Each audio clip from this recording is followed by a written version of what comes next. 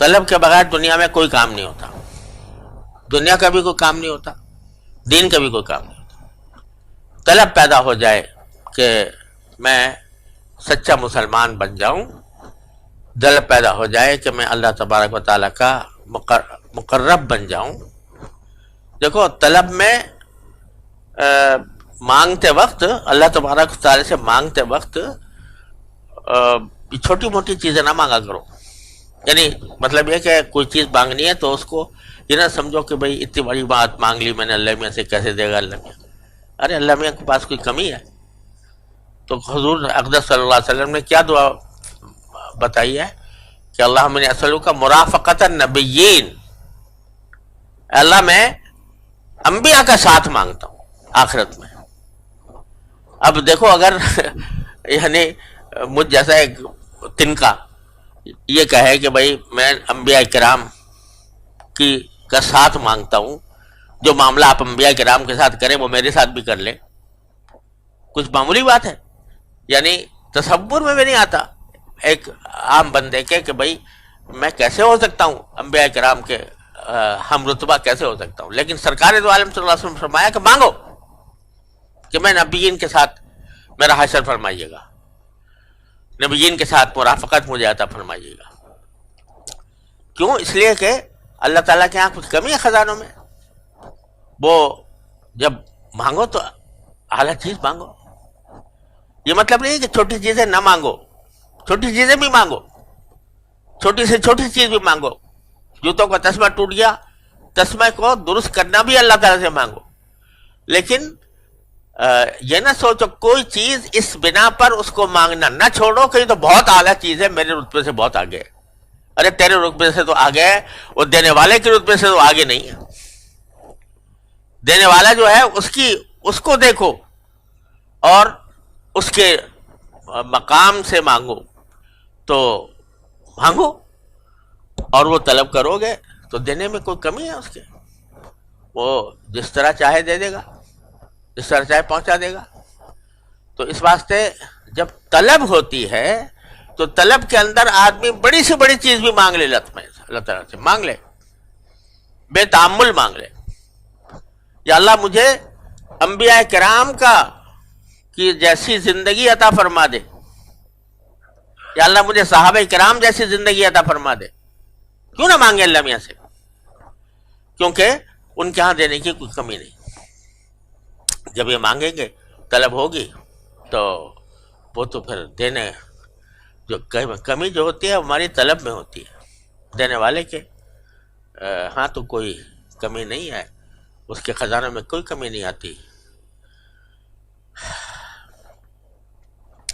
تو ہی جو ناشنا سے ادا ہو تو کیا علاج، تو ہی ناشنا سے ادا ہو تو کیا علاج ہے، ان کی نوازشوں میں تو کوئی کمی نہیں۔ تو بس یہ بھائی طلب ہے، اللہ تعالیٰ یہ صحیح معنی میں ہمارے دل پیدا فرما دے تو پھر مانگا کرو، یا اللہ اپنے رضا کامل کی زندگی عطا فرما، ایسی زندگی عطا فرما جو آپ کے رضا کامل کی زندگی ہو، وہ عطا فرما دے۔ اب جو یہ طلب زبان سے بھی ہو، دعا کی شکل میں بھی ہو، دل میں تمنا بھی ہو، خواہشیں بھی ہوں، اور اپنے دل میں اس کی طلب کی آگ بھی بڑھ کے رفتہ رفتہ پھر وہ طلب ایک آگ بن جاتی ہے۔ لہذا اگر کبھی یہ خیال آئے ایک آدمی ہے کسی گناہ میں مبتلا ہے، نہیں چھوڑا جا رہا اس سے، تو یہ تو کرے کم سے کم روز مانگے، چلتے پھرتے مانگے، اٹھتے بیٹھتے مانگے، یا اللہ میں پھنسا ہوا ہوں، اپنی رحمت سے مجھے اسے نکال دیجیے۔ کوشش بھی کرے اور اللہ سے مانگے بھی۔ دیکھو ان حضرات نے یہ نہیں کیا کہ وہیں بیٹھے رہتے اسی ماحول کے اندر اور ماحول میں بیٹھ کر مانگتے اللہ میاں سے کہ مجھے نکال دے ان میں سے۔ اپنی جتنی استطاعت تھی بھاگ کے غار میں گھس گئے، اتنا کر سکتے تھے نا، یہ اپنے حصے کا کام انہوں نے کر لیا، باقی اللہ پہ چھوڑ دیا۔ ربنا آتنا من لدنک رحمۃ وہی رحمۃ۔ یہی تم بھی کرو، جتنا تم سے ہو سکتا ہے اتنا قدم بڑھاؤ اور پھر اللہ کو پکارو، اپنے پروردگار کو پکارو، کہو ربنا آتنا من لدنک رحمتا وہیئ لنا من امرنا رشدا۔ اس کے باوجود تو دیکھنا تم انشاءاللہ ثم انشاءاللہ تمہاری زندگی میں انقلاب آ جائے گا۔ اور اگر بالفرض نہ آیا، جبکہ تم نے کوشش بھی جاری رکھی تھی اور اللہ سے مانگتے بھی رہے تھے، تو کم از کم اللہ میاں کے سامنے یہ کہنے کو تو ہوگا کہ اللہ ہم نے تو مانگا تھا آپ سے، ہم نے کوشش بھی کی تھی، مانگا بھی تھا۔ تو اللہ میاں اس کو نامراد نہیں کرتے۔ تو یہ ایک اتنا بڑا سبق مل رہا ہے اس واقعے سے بھی اور اس دعا سے بھی، جو ان حضرات کے دل میں اللہ تبارک و تعالیٰ نے نہیں ڈالی، الہام ہی ہوا اس دعا کا۔